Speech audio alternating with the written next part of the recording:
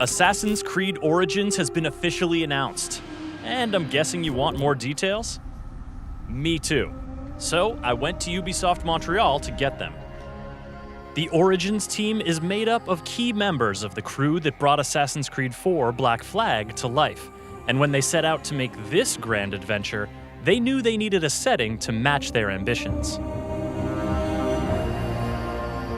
You know what we say, history is our playground. Ancient Egypt is it's a romantic setting, it's a mystical setting. There's a lot of diversity in the landscape of Egypt, and that's why it's fascinating. And that's why it was also amazing and super inspiring for the team to recreate. Obviously, the first thing that comes to mind is pyramids. We're going to have that into the game. It's a no-brainer. But ancient Egypt is much more than ancient pyramids. So history is like a puzzle, right? My job and the way the team works is really to find out all these small details with this information. So what are the flowers, the trees that were back in Egypt? What were the animals? We try to respect both the culture, the Egyptian culture, and to putting them into the game, and also having something that's interesting. How I actually saw ancient Egypt, first of all, in my imagination. I mean, you only see sands and sort of, pyramids, and it's really kind of dry. But actually, during that time, it was lush and, it was full of life. We have now the capacity from a technological standpoint to be able to create a massive countryside. It's not a city, it's a whole country with many cities, many villages, many exotic landscapes. This is why we decided to remove the minimap, which is we want you to enjoy and to actually experience the beautiful world we're bringing to you. You will have to play the game, to put some icons in the game, Also the fact that we have a time of day that is systemic. We made sure that every single moment in the time of day is almost like a painting, That's not something that is done, it's not automatic, it's really crafted. The world has never been so alive and so lush and so interesting, and I hope players will have a lot of hours of fun into Egypt with us.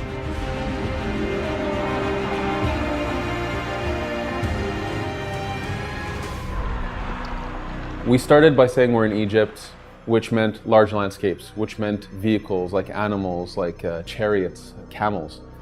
All of this, we felt we needed to make sure that all of this worked within the combat system. So naturally, we start talking about range combat, using the bow, using throwable weapons. We allow the fight to be way more responsive, way more dynamic, so that the player can really play the way they want. In previous ACs, when you attack, the hero and the enemy came together, no matter the distance, effectively. This is gone now. Now, all of a sudden, you're spacing in the fight. How many enemies you're fighting, where are they, matters. If you swing in open air, you can. And you could screw yourself over by doing that. In melee combat, we have a lot of different types of weapons. We've got maces, swords, axes, shields. The reach of your weapon matters. The stats of your weapon matter. So you have to really judge your position in the fight, mixed in with the length of your weapon, the speed of your weapon, the positions of the enemies. And in range combat, we have different types of bows. So we have, the most famous one is probably the Predator bow, which is the equivalent of a sniping rifle. We got a bow that has a super high rate of fire. And we have a bow that is the equivalent of a shotgun that shoots 5 arrows at the same time. We have many types of enemies with their own weapon loadout. Their weapon loadout dictates the way they fight. So players will have to learn how does the enemy with the spear and the shield work versus the guy with the huge mace. And reading their behavior in the fight, then asking themselves, what am I comfortable using against these types of enemies in this situation? So it's a much different system than we've had in the past, but it's afforded us really brand new experiences for players that I'm excited for people to try and play and give us feedback on it.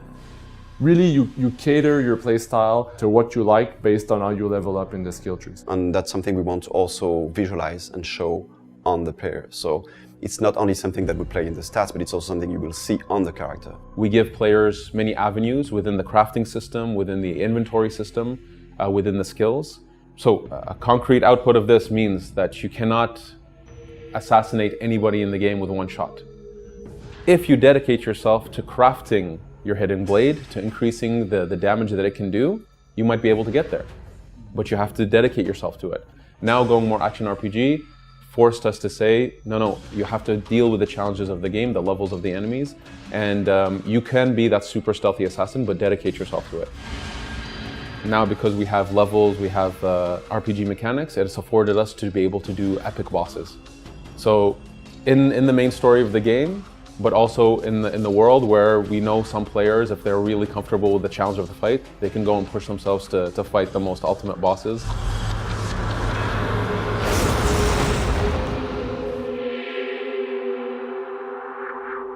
It's a very big world also. So to make sure that the player would be constantly engaged within that world, we created NPCs that have their own agenda. They have their own purpose in the world, so they work, they go back to their home to sleep, and you can help them with the quest system. So you meet them, you talk with them, and they say, hey, I need some help with this. And as a player, you get to make a decision whether or not you want to engage with that specific type of NPC. So I think that's interesting, and that also gives flexibility to explore the world the way you want to and live the story the way you want to as a player. The player, of course, picks up these quests and chooses what they want to work on. Sometimes the quests will intermingle. Sometimes you're in the middle of one quest and you'll see another quest person walking by and you can jump into that. And we wanted this very organic feel to the world. There's a lot of people to meet, a lot of characters, and they have a lot of stories to tell.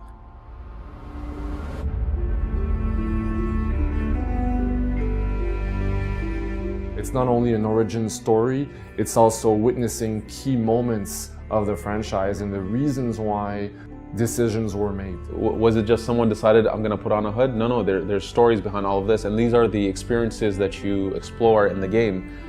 So for sure, Eagle Vision is one more of those elements where, why is it called Eagle Vision and where did it really come from? Bayek has also this connection, this very special connection with the eagle Senu, that he can use, to really scout and plan ahead, So with your eagle, you'll be able to spot, what the challenge is about, seeing the level, the number of enemies. In this exact setting was also the perfect moment and the perfect, actually, world and culture and mythology to see, to witness the birth of the Brotherhood. I mean, it's so much fun, man. It's so great. Like, it's so cool, and it's an honor, But telling an origin story, you get to put some pieces of the puzzles together and explain a little bit more to the player. So that's really cool.